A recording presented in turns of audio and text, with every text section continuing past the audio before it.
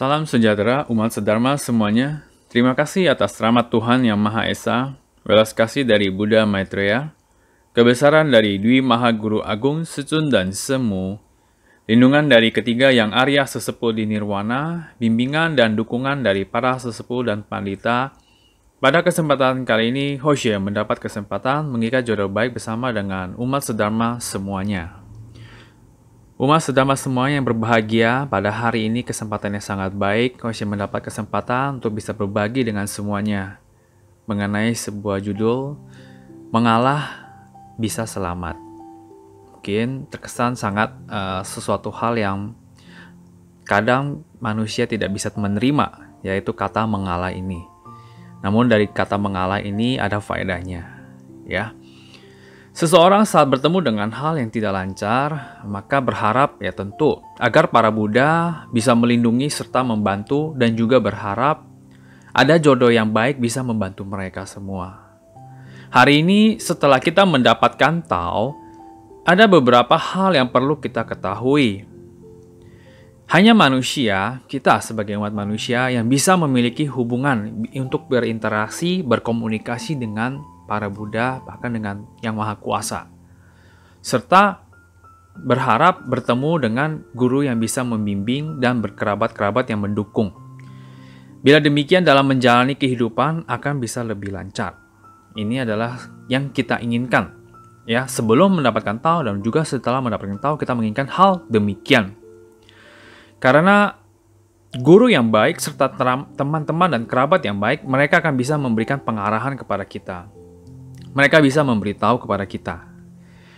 Manusia juga suka bertanya kepada dewa-dewi agar diberikan sebuah petunjuk atau arah. Maka tidak heran saat manusia sedang bertemu ketidaklancaran, banyak yang pergi untuk mencari arahan tersebut.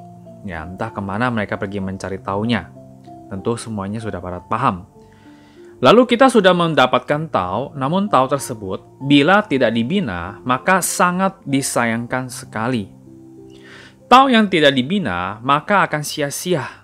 Kita dapatkan begitu saja.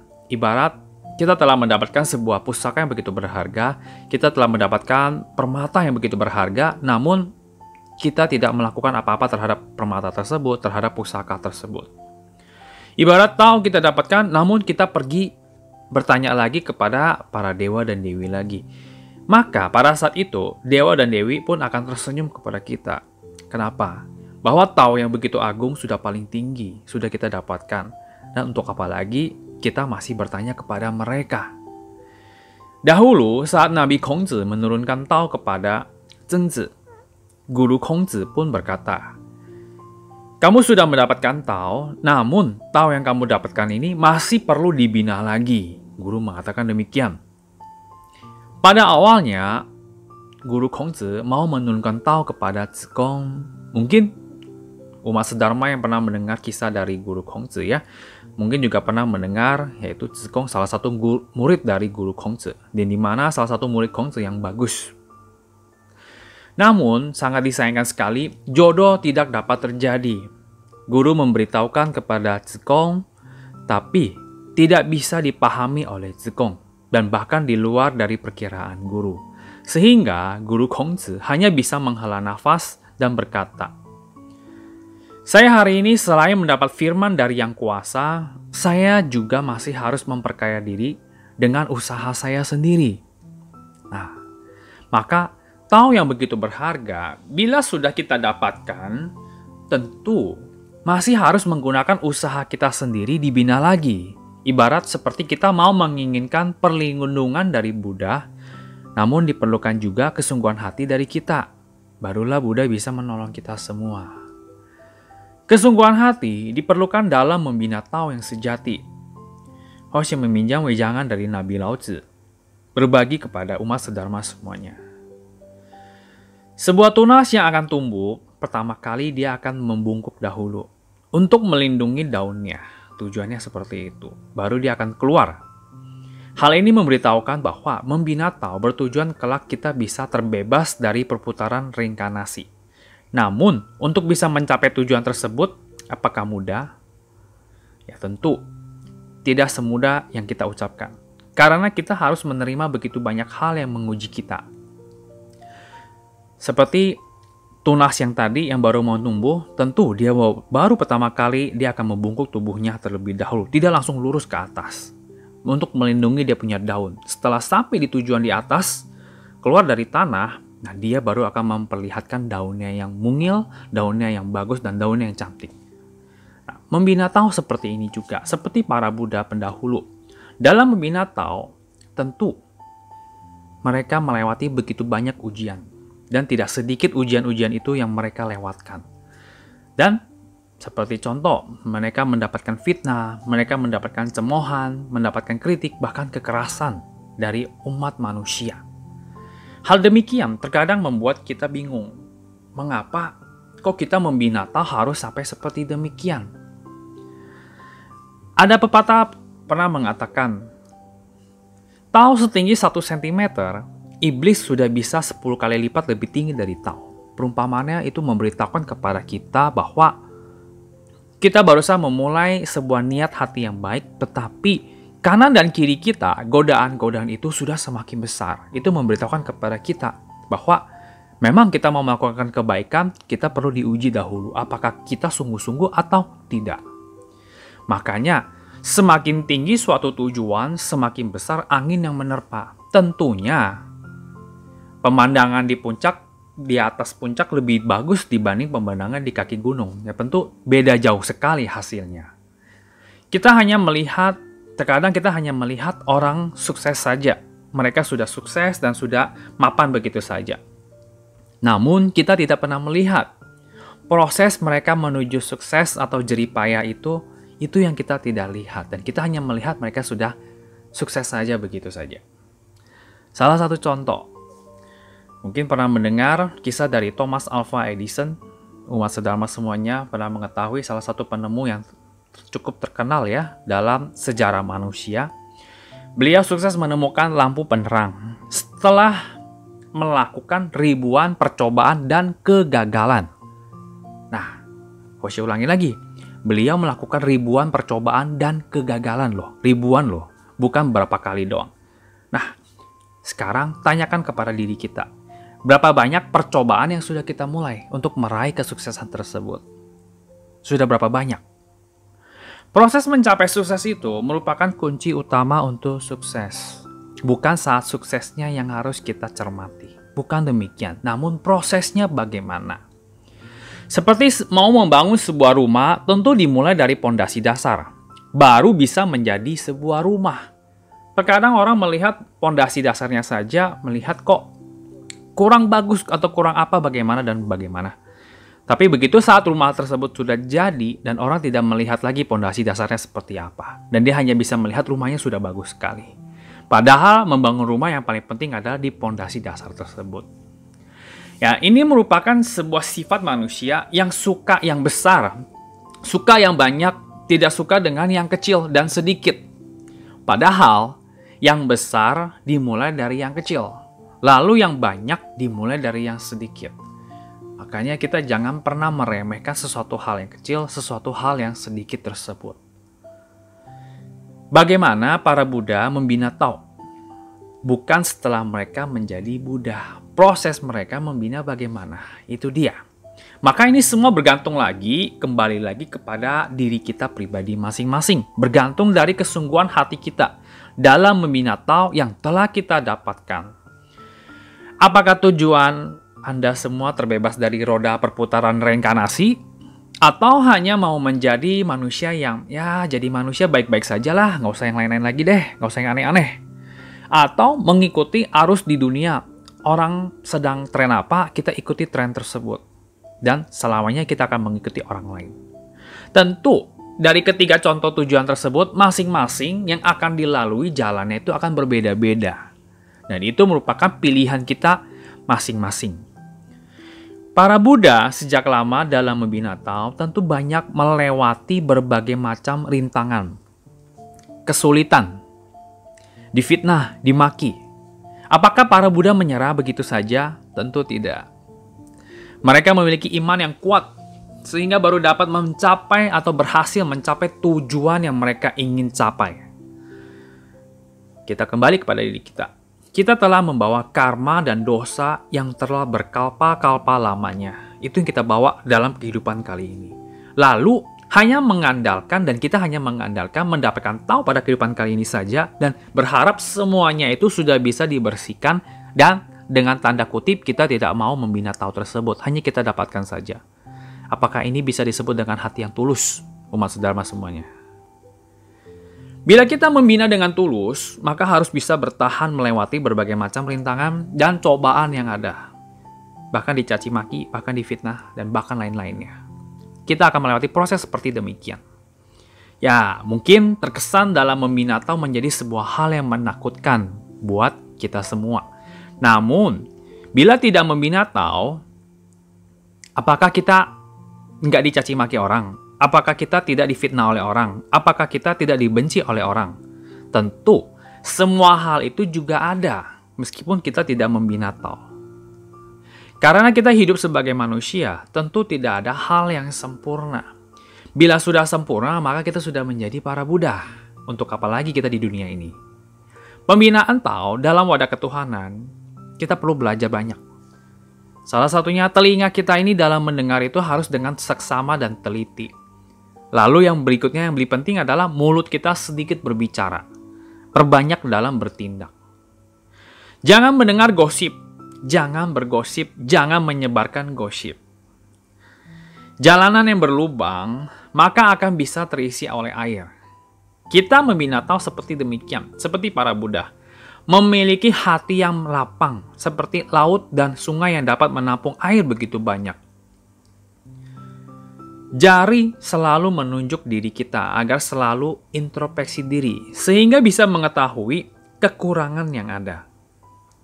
Maka, kesalahan yang kita perbuat harus kita akui, dan kita harus bertobat. Maka Tuhan yang berwelas kasih juga akan memaafkan kesalahan kita. Tuhan begitu adil, selalu membantu orang yang berkebajikan baik. Manusia, bila memiliki ketamakan, kebencian, dan kebodohan batin, di mana mereka suka berbicara yang tidak baik, memiliki pikiran yang tidak baik. Pertanyaannya, bagaimana Buddha bisa mendekati? Bagaimana Buddha bisa melindungi kita lagi? Kita sendiri terus-menerus menciptakan karma yang tidak baik. Serta dalam diri kita tidak ada sebuah ketulusan hati. Sebagai pembina tahu, tentu juga harus belajar rendah hati. Tidak boleh sombong. Kembangkan kebajikan, bukan menyombongkan harta materi dan kelebihan kita.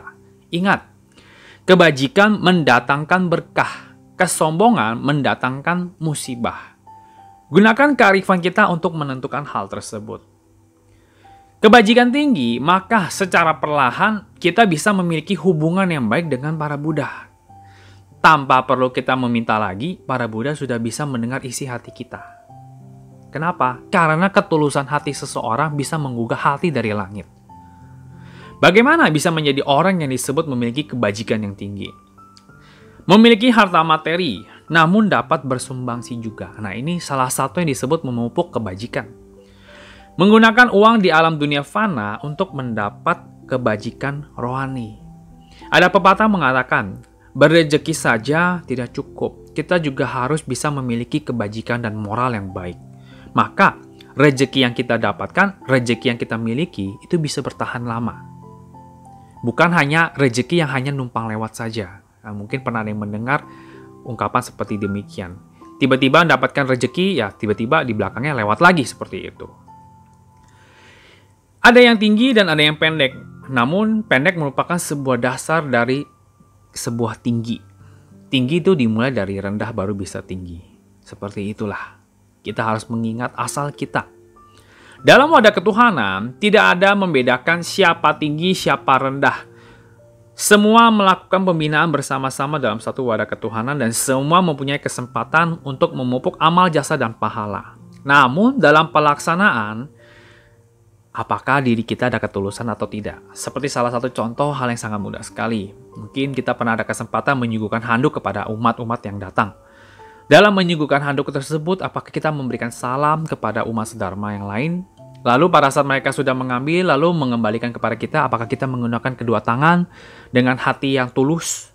Nah, lalu pada saat diberikan handuk, apakah kita menerimanya, ada mengucapkan terima kasih atau tidak. Lalu setelah kita diberikan kata terima kasih, apakah kita ada membalas ucapan terima kasih atas belas kasih yang maha kuasa atau tidak, atau hanya diam-diam saja.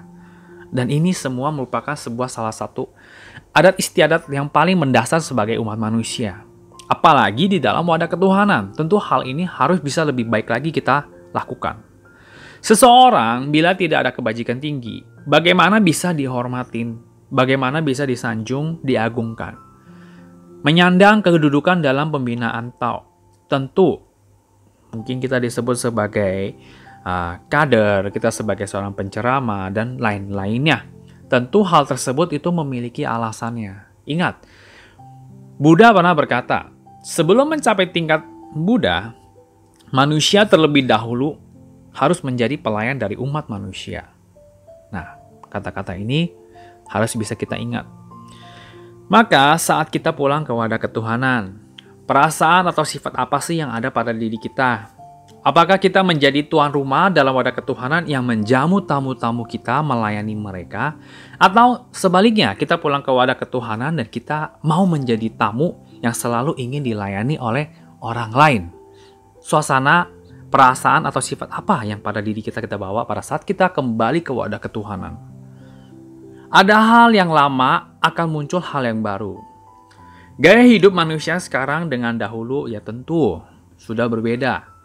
Masing-masing juga memiliki kelebihan dan kekurangannya juga. Orang sekarang lebih mementingkan tingkat prestasi seseorang yang diinginkan masa-masa seperti ini. Makanya tidak heran, tidak asing, anak-anak sekarang sudah diberikan pendidikan tambahan, ada mau les ini, les itu, les segala macam. Ngomong pahit sedikit, padahal belum tentu orang tuanya dahulu belajar begitu banyak dibanding anak-anak yang sekarang. Sekarang orang tua menuntut anaknya harus begini, menuntut anaknya harus begitu. Banyak sekali tuntutan dari orang tuanya. Sehingga yang seharusnya ada dilupakan. Contohnya adalah melupakan memupuk kebajikan dan moralitas yang baik dalam diri seseorang, bahkan dimulai dari anak-anak dimulainya. Kitab Bhakti ada menuliskan bakti merupakan akar dari kebajikan dan moralitas. Mau mengajari orang lain dimulai dari mana? Dimulai dari diri kita sendiri dulu, baru bisa mengajari orang lain. Bakti dan setia dikembangkan dalam keseharian.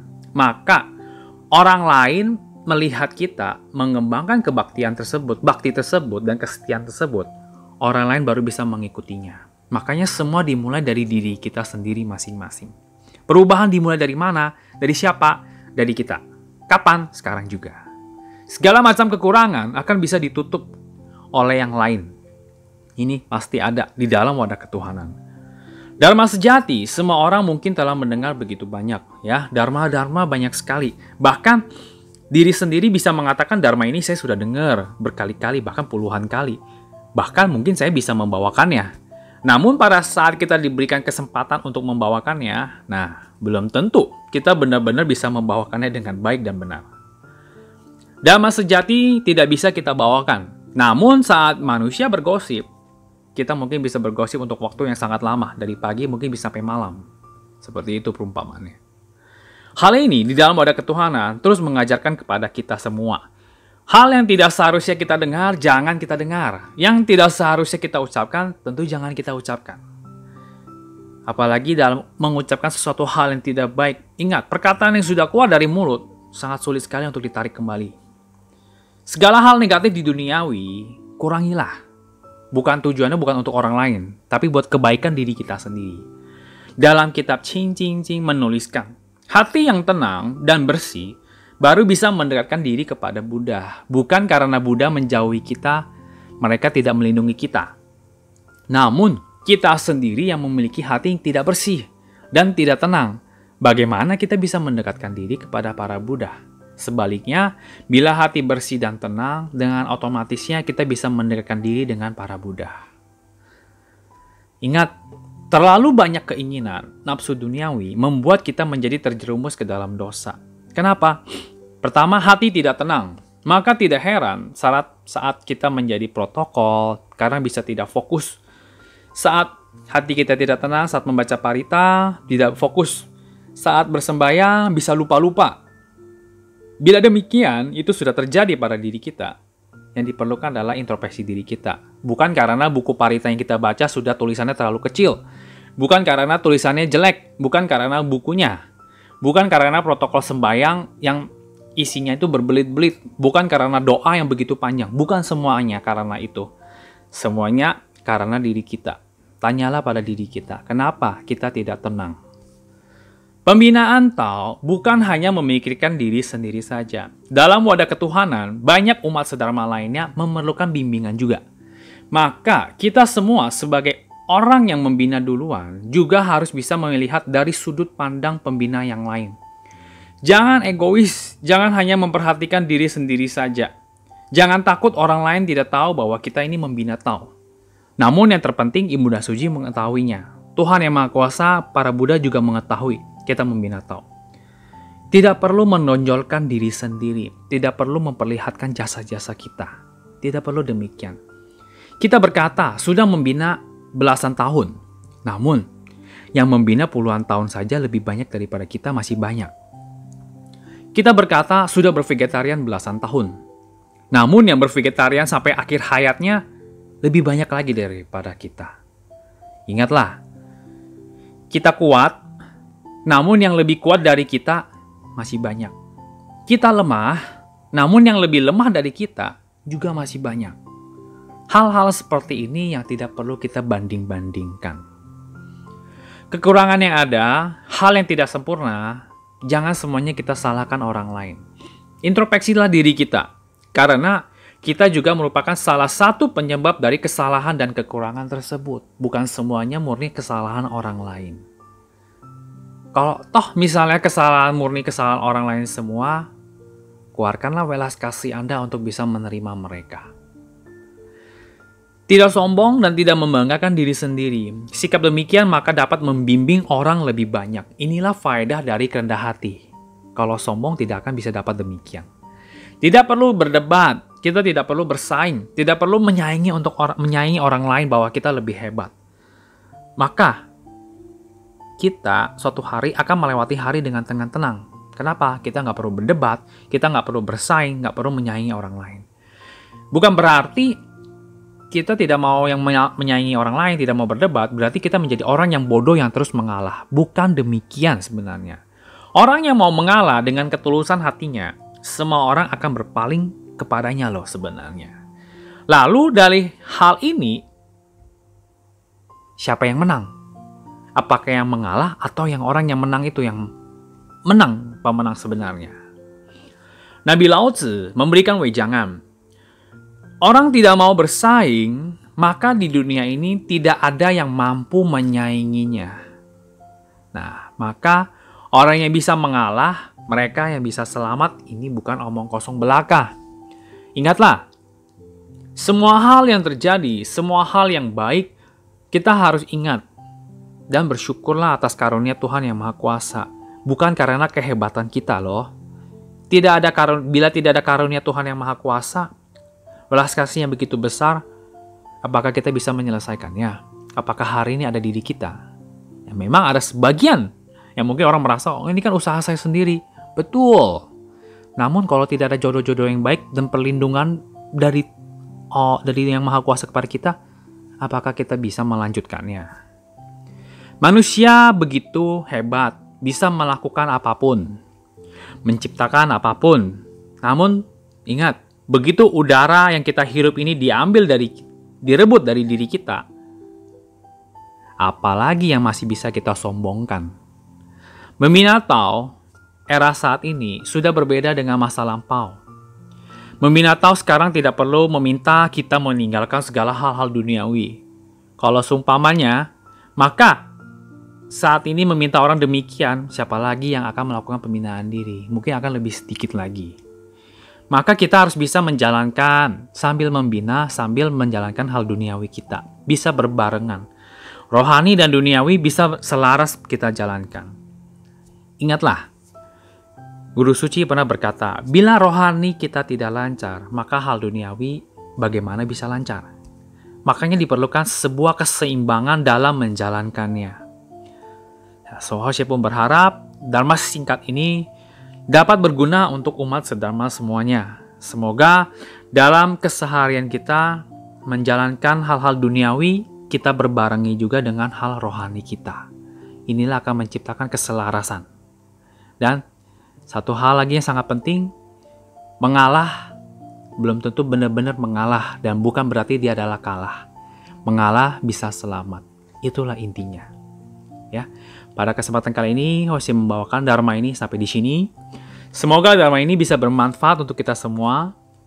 Bila ada perkataan yang salah, mohon maaf dan pengampunan dari Tuhan Yang Maha Esa, bimbingan para pandita. Semoga Tuhan selalu memberkati kita semua. Semoga kita semua terhindar dari mara bahaya dan bencana. Semoga semua makhluk berbahagia. Terima kasih.